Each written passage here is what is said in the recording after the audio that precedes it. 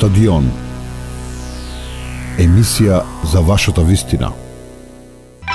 Го имаме на линија Армен Таравари, Алијанса за албанците, градоначелник на Гостивар. Господине Таравари, на почетокот честитки за вториот мандат и веднаш, нема многу време и нема да ве задржуваме многу, кратко да ни кажете што се случува. Луд, збунет, нормален. Имаме ли чиста ситуација? Во 12:30 часот е најавена пресконференција на Мицкоски. Од ВМРО-ДПМН никој не сакаше да даде изјава заради таа пресконференција во емисијата денешна Стадион. Повелете. Добар ден, поздрав за сите ваши слушатели. Ви благодарам за честитките за вториот мандат. И од синоќа имаме ново мнозинство кое што е за недоверба на оваа влада.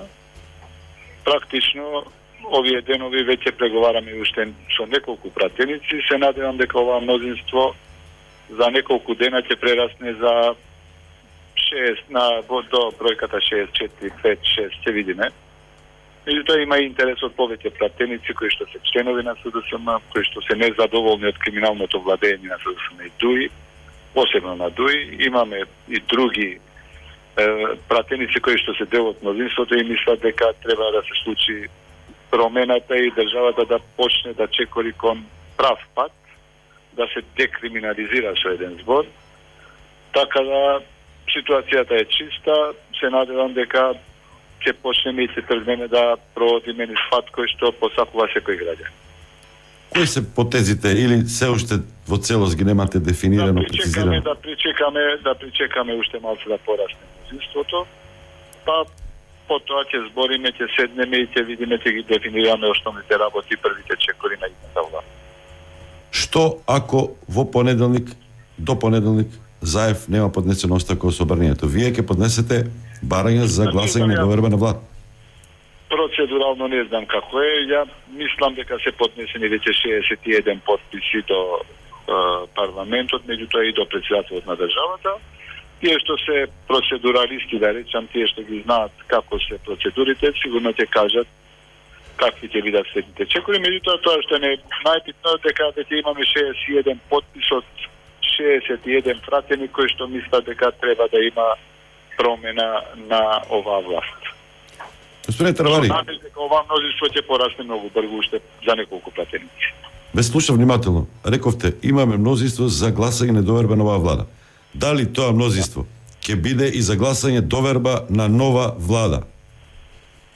Видете, ние се надеваме да има уште неколку пратеници кои што ќе гласаат за доверба на новата влада, така да причекаме, да ги собереме сите, да направиме план како ќе се раководи со државата, како да почнеме да ги пред се декриминализираме институциите, бидејќи овие избори покажаа дека имавме криминални избори, со злоупотреба на институциите на власта. Ја често сум кажал, за жал, институциите во Македонија, посебно во Западна Македонија, се дуизирани.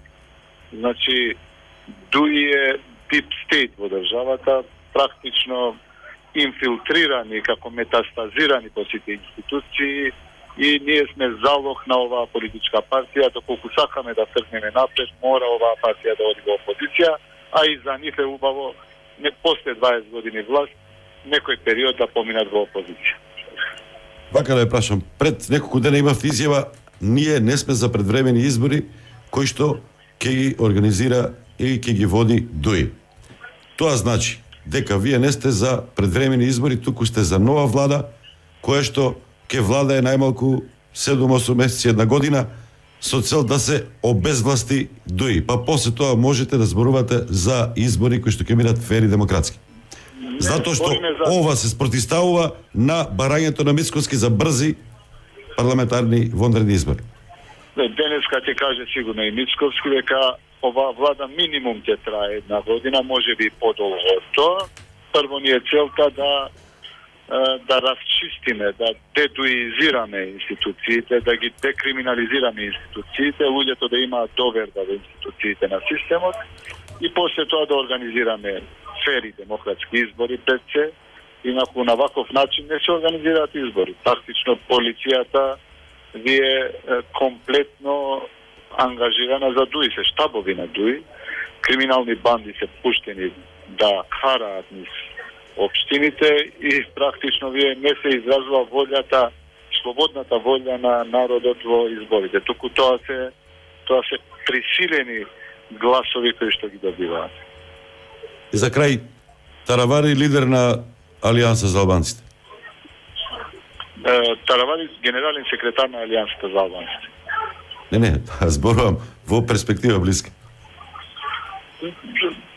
Таравари во Алијансата за албанците е генерален секретар, кој што функционира фантастично со лидерот господина Цела. Продолжуваме така, само здравие да имаме и да се оправи државата, тоа е нашата главна цел и опрема.